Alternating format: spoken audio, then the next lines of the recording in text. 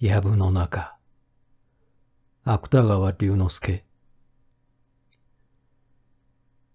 検非違使に問われたる木こりの物語。さようでございます。あの死骸を見つけたのは私に違いございません。私は今朝、いつもの通り、裏山の杉を切りに参りました。すると山陰の藪の中に、あの死骸があったのでございます。あったところでございますが、それは山科の駅路からは、4、5丁ほど隔たっておりましょう。竹の中に痩せ杉の混じった人気のないところでございます。死骸は花田の水管に都風のさびえ星をかぶったまま仰向けに倒れておりました。何しろ一刀とは申すものの、胸元の突き傷でございますから、死骸の周りの竹の落ち葉は四方に染みたようでございます。いえ、血はもう流れてはおりません。傷口も乾いておったようでございます。おまけにそこには馬ばえが一匹、私の足音も聞こえないようにべったり食いついておりましたっけ。太刀か何かは見えなかったか。いいえ、何もございません。ただそのそばの杉の根型に縄が一筋落ちておりました。それから、そうそう、縄の他にも櫛が一つございました。死骸の周りにあったものはこの二つきりでございます。が、草や竹の落ち葉は一面に踏み荒らされておりましたから、きっとあの男は殺される前によほど手痛い働きでもいたしたのに違いございません。何、馬はいなかったか。あそこは一体馬などには入れないところでございます。何しろ馬の通う道とは藪一つ隔たっておりますから。検非違使に問われたる旅法師の物語。あの死骸の男には確かに昨日会っております。昨日のさあ昼頃でございましょう。場所は関山から山科へ参ろうという途中でございます。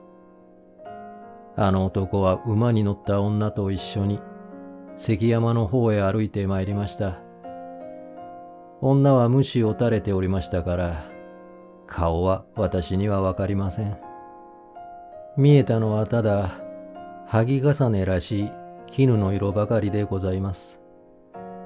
馬は月毛の、確か奉仕紙の馬のようでございました。竹でございますか。竹は良きもございましたが、何しろ社紋のことでございますから、その辺ははっきり存じません。男は、いえ、太刀も帯びていれば、弓矢も携えておりました。ことに黒い塗りえびらへ20余りそやを刺したのは、ただいまでもはっきり覚えております。あの男がかようになろうとは、夢にも思わずにおりましたが、まことに人間の命なぞは、にょろやく女伝に違いございません。やれやれ、なんとも申しようのない気の毒なことをいたしました。検非違使に問われたる方面の物語。私が絡め取った男でございますか。これは確かに多城丸という名高い盗人でございます。もっとも私が絡め取った時には馬から落ちたのでございましょう。粟田口の石橋の上にうなっておりました。時刻でございますか？時刻は昨夜の初行頃でございます。いつぞや私が捕らえ損じた時にも、やはりこの紺の水管に打ち出しの太刀を履いておりました。ただいまはその他にもご覧の通り、弓矢の類さえ携えております。さようでございますか。あの死骸の男が持っていたのも、では人殺しを働いたのはこの多丈丸に違いございません。皮を巻いた弓、黒塗りのエビラ、鷹の葉のそやが17本。これは皆あの男が持っていたものでございましょう。はい、馬もおっしゃる通り、奉仕神の付き毛でございます。その畜生に落とされるとは何かの因縁に違いございません。それは石橋の少し先に長いはずなを引いたまま道端の青すすきを食っておりました。この多丈丸というやつは洛中に徘徊する盗人の中でも女好きのやつでございます。昨年の秋鳥部寺のびんずるの後ろの山に物詣に来たらしい女房が一人、目のわらわと一緒に殺されていたのはこいつの仕業だとか申しておりました。その付き毛に乗っていた女も、こいつがあの男を殺したとなればどこへどうしたかわかりません。差し出がましゅうございますが、それもご詮議くださいまし。検非違使に問われたる大名の物語。はい、あの死骸は手前の娘が片付いた男でございます。が、都のものではございません。若さの国府の侍でございます。名は金沢の武弘。年は26歳でございました。いえ、優しい気立てでございますから、遺恨なぞ受けるはずはございません。娘でございますか。娘の名は政子。年は19でございます。これは男にも劣らぬ暗いかちきの女でございますが、まだ一度も武弘のほかには男を持ったことはございません。顔は色の浅黒い、左の目尻にほくろのある小さい売りざね顔でございます。武弘は昨日娘と一緒に若さへ立ったのでございますが、こんなことになりますとは、なんという因果でございましょう。しかし、娘はどうなりましたやら。婿のことは諦めましても、これだけは心配でなりません。どうかこの乳母が一生のお願いでございますから、たとえ草木を分けましても、娘の行方をお尋ねくださいまし。何にいたせにくいのは、その多丈丸とかなんとか申す盗人のやつでございます。婿ばかりか娘までも。多丈丸の白状。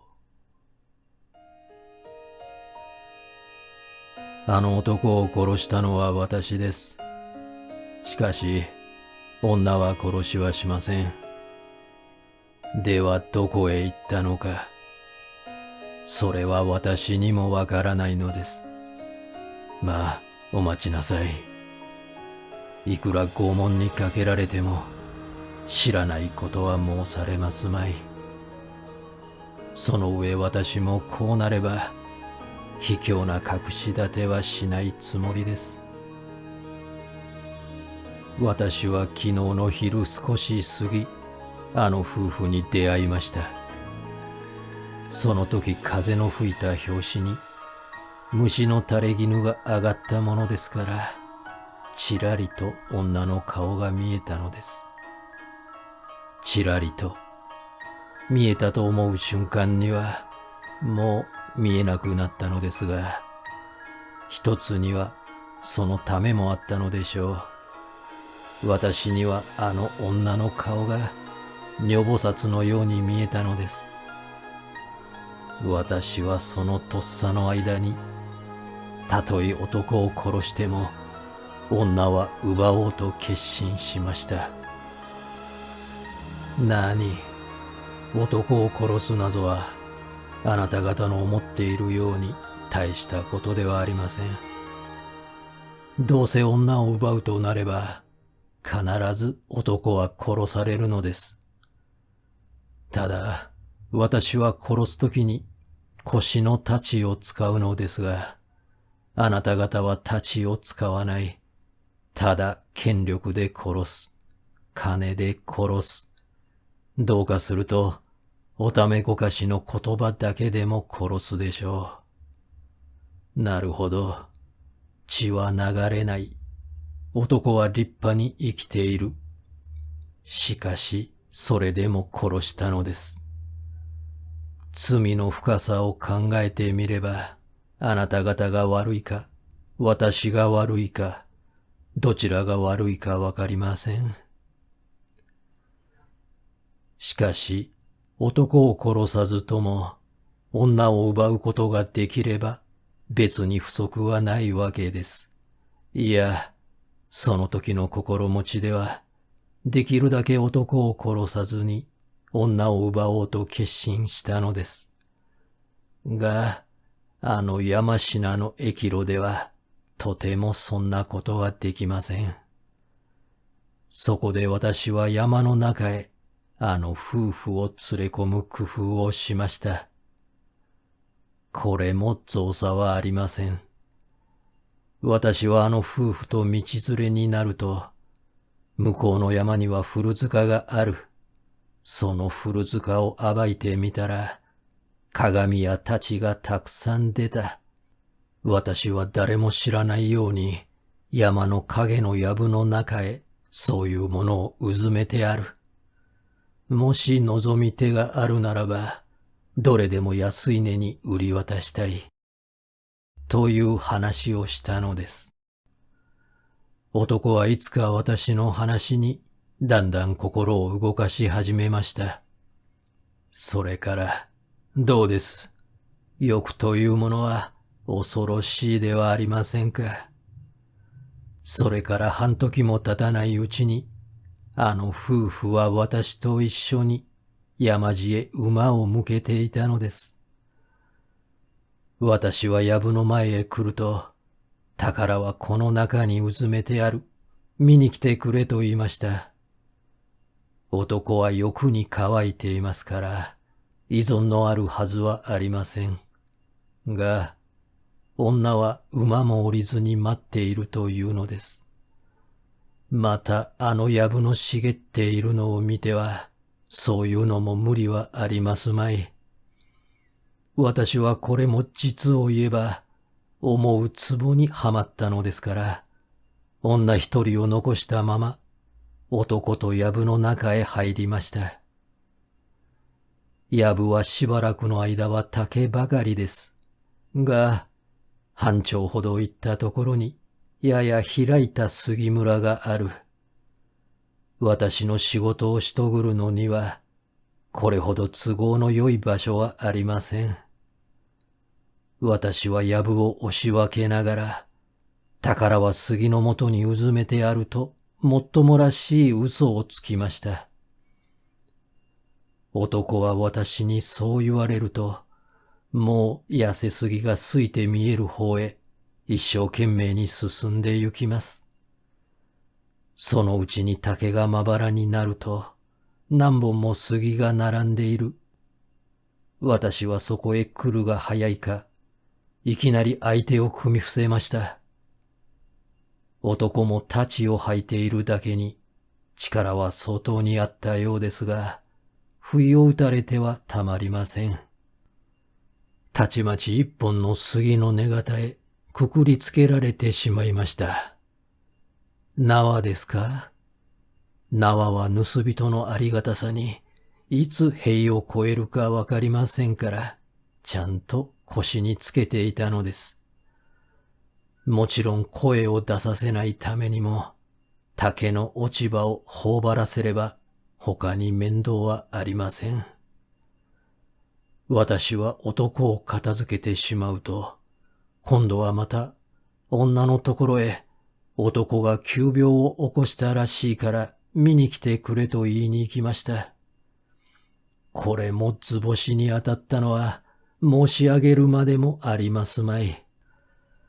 女は一目傘を脱いだまま、私に手を取られながら藪の奥へ入ってきました。ところがそこへ来てみると、男は杉の根に縛られている。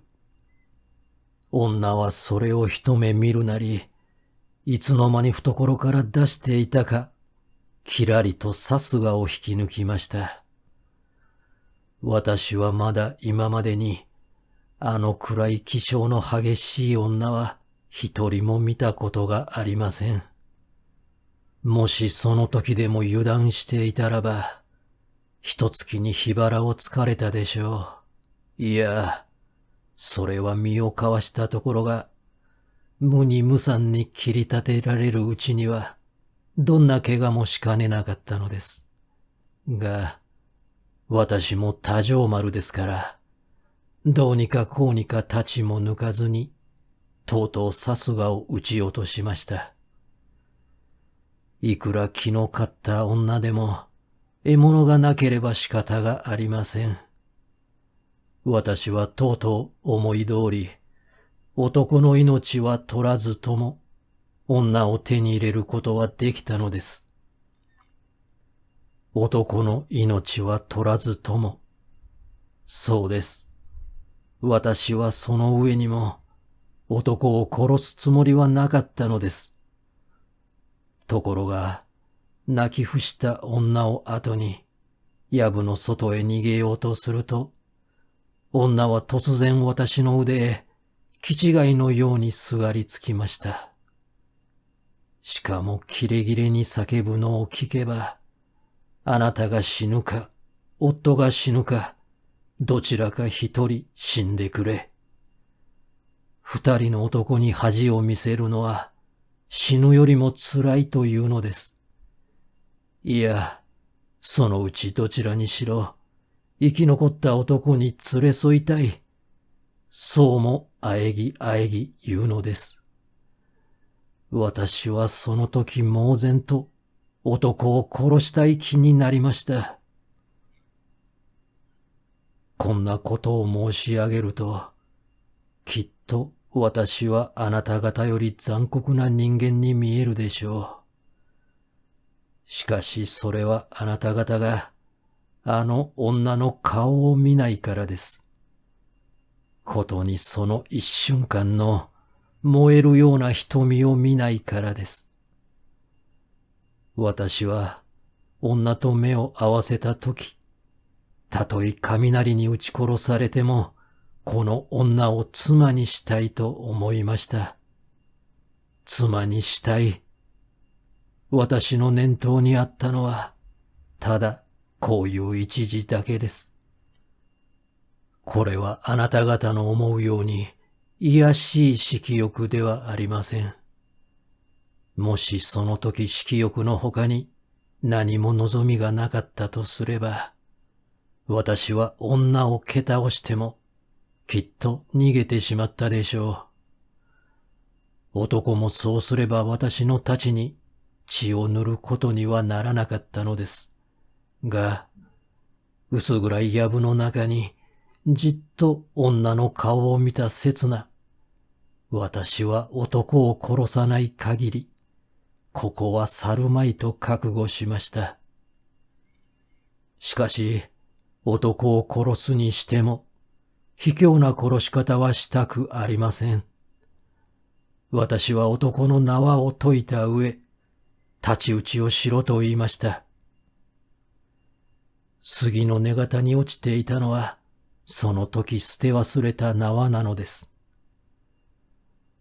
男は血相を変えたまま、太い太刀を引き抜きました。と思うと口も聞かずに、奮然と私へ飛びかかりました。その太刀打ちがどうなったかは申し上げるまでもありますまい。私の太刀は23合目に相手の胸を貫きました。23合目に。どうかそれを忘れずにください。私は今でもこのことだけは関心だと思っているのです。私と20号を切り結んだものは、天下にあの男一人だけですから。私は男が倒れると同時に血に染まった刀を下げたなり、女の方を振り返りました。すると、どうです。あの女はどこにもいないではありませんか。私は女がどちらへ逃げたか、杉村の間を探してみました。が、竹の落ち葉の上には、それらしい跡も残っていません。また耳を澄ませてみても、聞こえるのはただ男の喉に断末魔の音がするだけです。ことによるとあの女は、私が太刀打ちを始めるが早いか、人の助けでも呼ぶために、藪をくぐって逃げたのかもしれない。私はそう考えると、今度は私の命ですから、太刀や弓矢を奪ったなり、すぐにまた元の山路へ出ました。そこにはまだ女の馬が静かに草を食っています。その後のことは申し上げるだけ無用の口数に過ぎますまい。ただ、都へ入る前に、太刀だけはもう手放していました。私の白状はこれだけです。どうせ一度は、阿淵の梢にかける首と思っていますから、どうかごっけいに合わせてください。清水寺に来れる女の懺悔。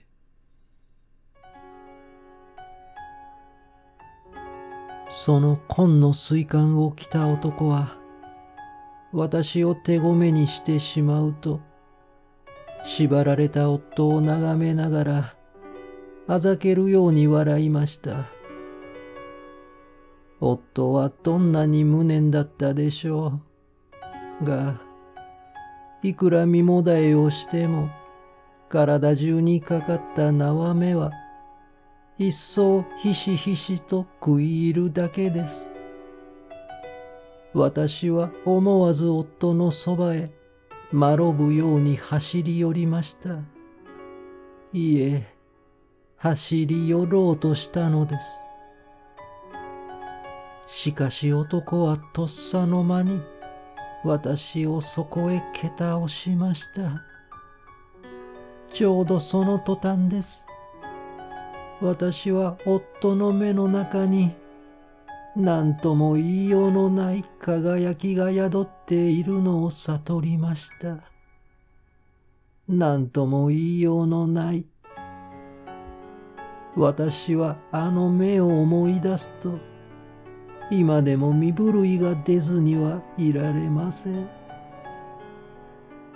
口さえ一言も聞けない夫は、その刹那の目の中に、一切の心を伝えたのです。しかもそこにひらめいていたのは、怒りでもなければ悲しみでもない。ただ私を蔑んだ冷たい光だったではありませんか。私は男に蹴られたよりも、その目の色に打たれたように、我知らず何か叫んだぎり、とうとう気を失ってしまいました。そのうちにやっと気がついてみると、あの紺の水管の男はもうどこかへ行っていました。後にはただ杉の根型に夫が縛られているだけです。私は竹の落ち葉の上にやっと体を起こしたなり、夫の顔を見守りました。が、夫の目の色は少しもさっきと変わりません。やはり冷たい蔑みの底に憎しみの色を見せているのです。恥ずかしさ、悲しさ、腹立たしさ、その時の私の心の内は何と言えばよいかわかりません。私はよろよろ立ち上がりながら夫のそばへ近寄りました。あなた、もうこうなった上はあなたとご一緒にはおられません。私は人思いに死ぬ覚悟です。しかしあなたもお死になすってください。あなたは私の恥をご覧になりました。私はこのままあなた一人お残し申すわけには参りません。私は一生懸命にこれだけのことを言いました。それでも夫は忌まわしそうに私を見つめているばかりなのです。私は避けそうな胸を押さえながら夫の太刀を探しました。が、あの盗人に奪われたのでしょう。太刀はもちろん、弓矢さえも、藪の中には見当たりません。しかし、幸いさすがだけは、私の足元に落ちているのです。私はそのさすがを振り上げると、もう一度夫にこう言いました。では、お命をいただかせてください。私もすぐにお供します。夫はこの言葉を聞いたとき、やっと唇を動かしました。もちろん口には笹の落ち葉がいっぱいに詰まっていますから、声は少しも聞こえません。が、私はそれを見ると、たちまちその言葉を悟りました。夫は私を蔑んだまま、殺せと一言言ったのです。私はほとんど夢うつつのうちに、夫の花田の水管の胸へ、ずぶりとさすがを差し通しました。私はまたこの時も気を失ってしまったのでしょう。やっと辺りを見回した時には、夫はもう縛られたまま、とうに息が絶えていました。その青ざめた顔の上には、竹に混じった杉村の空から西日が一筋落ちているのです。私は泣き声を飲みながら死骸の縄を解き捨てました。そうして私がどうなったか、それだけはもう私には申し上げる力もありません。とにかく私はどうしても死にきる力がなかったのです。さすがを喉に突き立ててたり、山の裾の池へ身を投げたり、いろいろなこともしてみましたが、死にきれずにこうしている限り、これも自慢にはなりますまい。私のように不甲斐ないものは、大慈大悲の完全音菩薩もお見放しなすったものかもしれません。しかし夫を殺した私は、盗人の手ごめにあった私は、一体どうすればよいのでしょう。一体私は。巫女の口を借りたる資料の物語。盗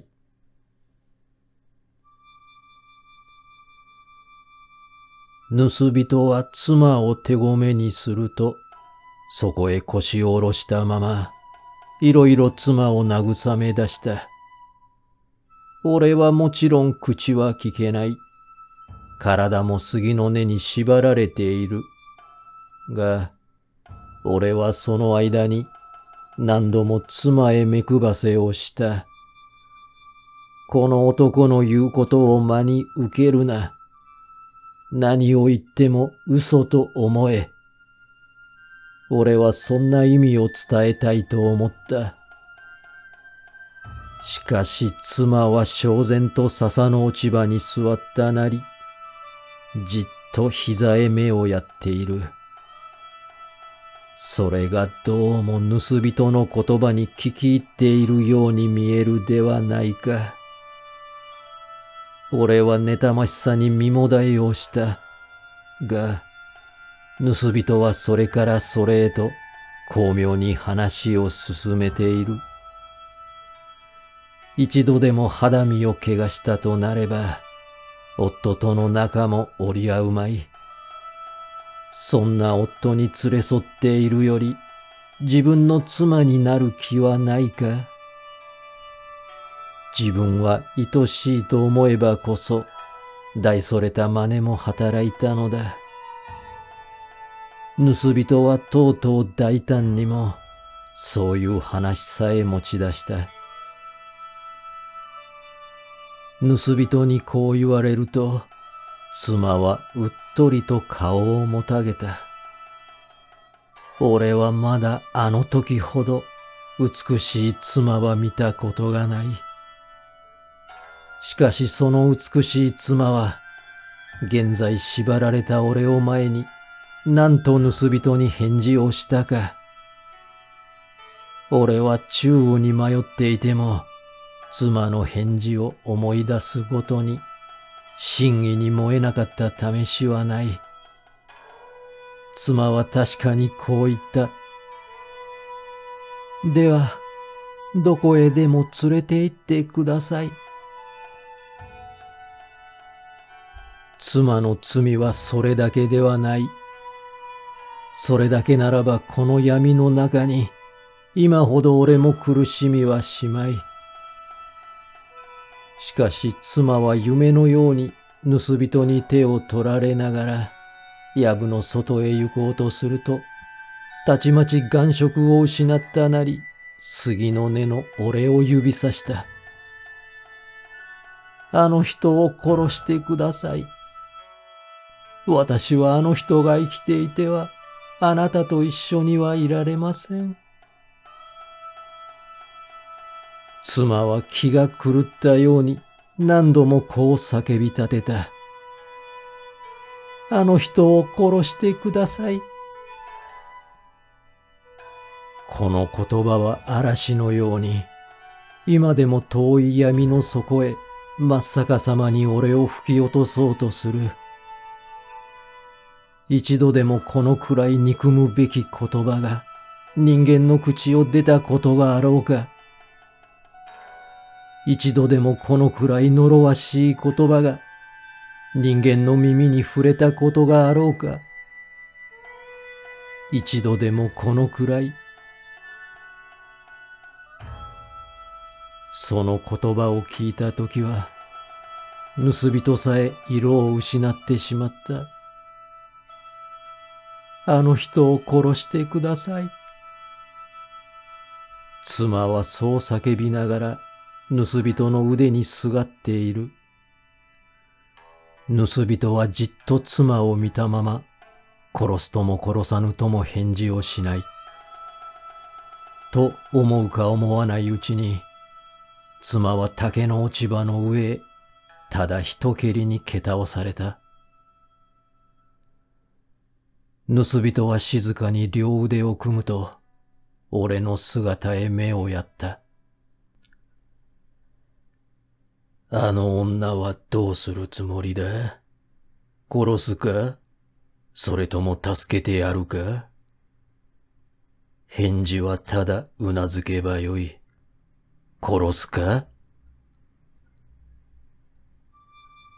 俺はこの言葉だけでも盗人の罪は許してやりたい。妻は俺がためらううちに何か一声叫ぶが早いか、たちまち藪の奥へ走り出した。盗人もとっさに飛びかかったが、これは袖さえ捉えなかったらしい。俺はただ幻のようにそういう景色を眺めていた。盗人は妻が逃げ去った後、太刀や弓矢を取り上げると、一箇所だけ俺の縄を切った。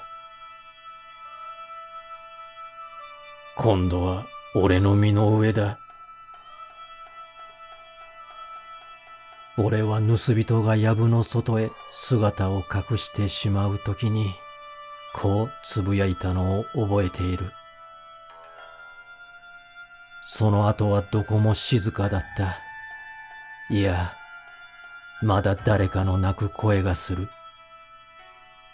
俺は縄を解きながらじっと耳を澄ませてみた。が、その声も気がついてみれば、俺自身の泣いている声だったではないか。俺はやっと杉の根から疲れ果てた体を起こした。俺の前には妻が落としたさすがが一つ光っている。俺はそれを手に取ると、一突きに俺の胸へ刺した。何か生臭い塊が俺の口へ込み上げてくる。が、苦しみは少しもない。ただ胸が冷たくなると、一層あたりが浸透してしまった。ああ、なんという静かさだろう。この山陰の藪の空には、小鳥一羽さえずりに来ない。ただ杉や竹の裏に寂しい日陰が漂っている。日陰が、それも次第に薄れてくる。もう杉や竹も見えない。俺はそこに倒れたまま、深い静けさに包まれている。その時誰か忍び足に、俺のそばへ来たものがある。俺はそちらを見ようとした。が、俺の周りにはいつか薄闇が立ち込めている。誰か、その誰かは見えない手に、そっと胸のさすがを抜いた。同時に俺の口の中には、もう一度血潮が溢れてくる。俺はそれぎり永久に、中雨の闇へ沈んでしまった。